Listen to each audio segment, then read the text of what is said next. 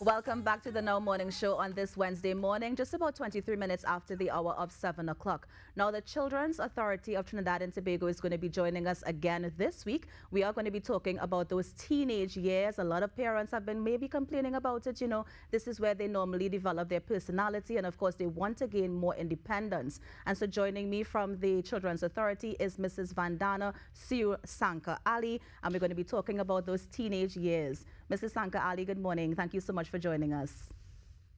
Thank you very much for having me. Good morning to you and to all the viewers. Of course. Now, the changes that can be noticed, because I just want us to jump right in. Those teenagers, I mean, people talk about the terrible twos, but we also have those teenage years where, you know, children can be sort of, you know, they may go into that sort of rebel phase. So what sort of things can be noticed when they enter that teenage period? Okay, so you're right. It's a period of a lot of change, and it's a lot of change that's happening physically as well as emotionally. You know, there are a lot of hormonal changes. There are new spaces. Teenagers are navigating that change from primary school into secondary school. So it's also a lot of those changes are bringing on some of those different behaviors and different emotional presentations as we may be accustomed to. So, you may see children with self esteem changes. It's a period of evolution, really, where they're trying to discover their identity and their personality traits are starting to form and cement a little bit more. So, as they navigate those identity changes, you find that they might start experimenting with different things. They might start showing interest in different things than they were interested in before. Friendships and relationships and peer relationships form such an important part of this stage. So you might find that your teens place a lot more emphasis on those relationships than on the family relationships. And that might be quite difficult to navigate as well. So they're also dealing with a lot of interpersonal issues in the school. So bullying is something that they may be treating with. So you might see some of that coming out in terms of how they respond as they seek their identity. Sexual identity is something that's also developing. And I know as parents, we don't like to think of our children that way, but that's the reality. And so they might be starting to show interest in females or males and, really start to navigate that aspect of themselves. So it's a holistic period of change, and it's really an important period to really be able to connect with our children. Of course. Now, in addition to these changes, one of the interesting things that you mentioned is that they may more want to focus on friends rather than their parents. And so for some mummies and daddies and guardians, they find it hard to let go. And so how can they keep that connection with their teenager? Yes, and keeping the connection is so important. And it's a challenge that parents have to navigate very carefully, because you want to build and nurture that relationship with your teen in a way that maintains parental authority, but also now releases a little bit of that control, gives them a little bit more autonomy as their character is developing, as their individuality is developing. So trying to kind of bridge that gap between a friend and a parent, and that's a tightrope to walk, but it's an important step to really take. And so we encourage parents during this stage to really stay at the table. Don't get left behind.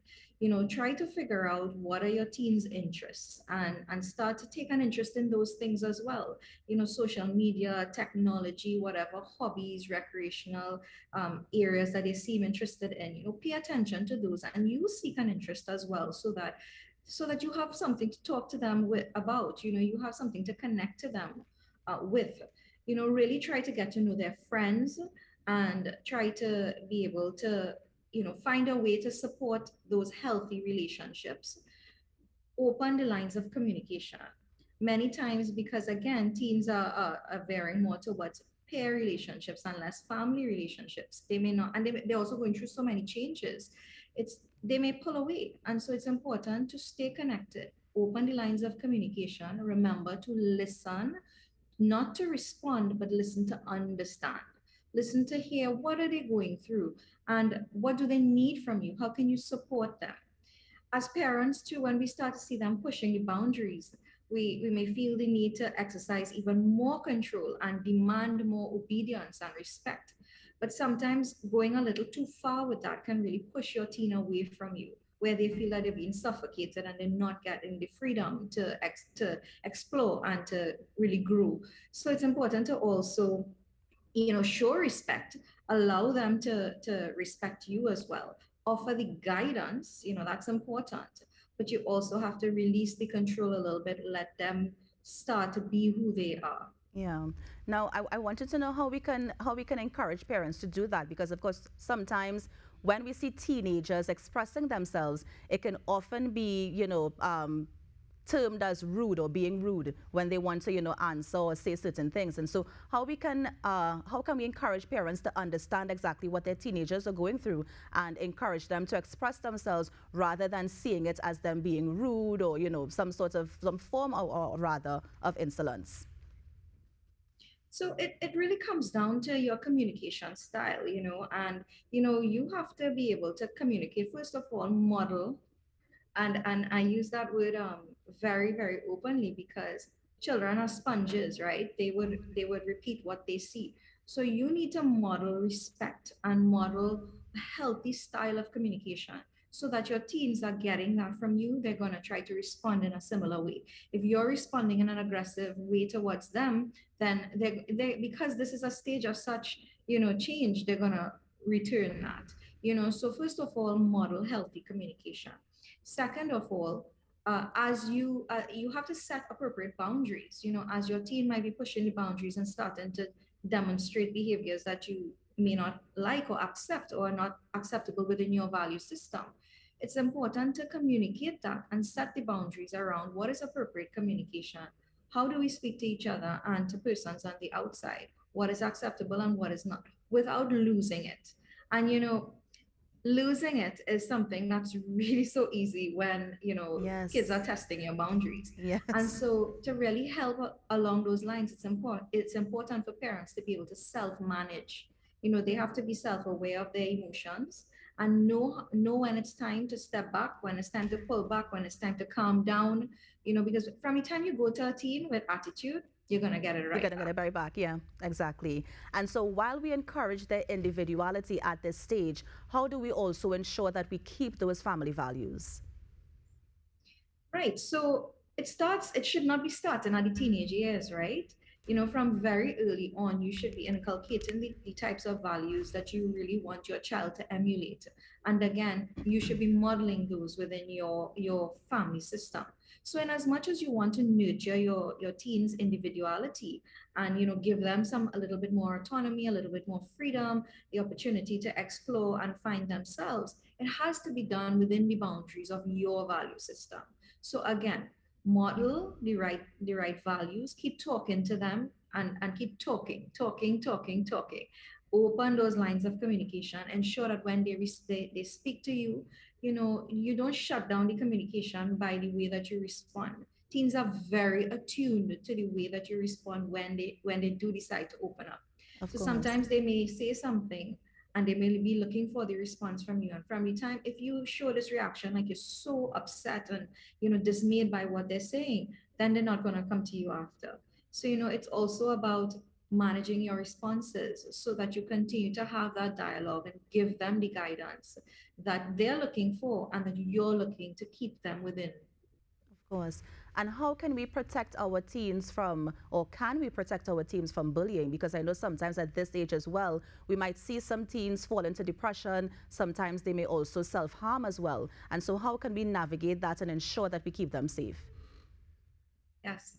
And so really helping our teens again to speak up and to learn assertive communication from a very early stage. It's important to explain to them what is bullying, what can happen, and how they should navigate a situation like this. We need to teach our teens and our children from a very early age. If somebody does something that you do not like or they hurt you in some way, then you need to speak up and you need to address the situation in this particular way. You need to empower your children with the skills to defend themselves, and by that I mean to speak up assertively and to take the complaint to somebody who can do something about it. right? Again, modeling the appropriate response is also important. If your child comes to you with a complaint about bullying, how you respond to that and how you treat with that, say within the school environment, is also important. Do you go back out there and attack the child's parents, or go into the school and attack the child? That type of behavior is what a child would notice. So if that is not what you want your child to be learning, and it should not be what your child is seeing from you, then you need to also model responsible Responsible behavior behaviors in as a well. situation like that. Of course. Now, Mrs. Siew Sankar-Ali, let me just thank you so much for joining us on the Now Show. But before you go, just share some numbers that parents can reach out to in case they have any reports of any abuse or any other instances that involve children. Okay, so we have at the Children's Authority, you can make a report 996 or 800-2014. You can also check our website at www.ttchildren.org. You can also contact the Child Protection Unit of the Trinidad and Tobago Police Service, and you can reach the police, of course, at 999. I will also share with your partners like Childline, who can be reached at 800-4321. Thank you so much, Mrs. Sankar-Ali. And of course, we know that you're a regular visit here, so hope to have you again sometime soon. My pleasure. Thanks so much. And that was the assessment manager at the Children's Authority, just sharing, how we can go about navigating the teenage period. Thank you so much for joining us. And now we have so much more coming up. Stay with us.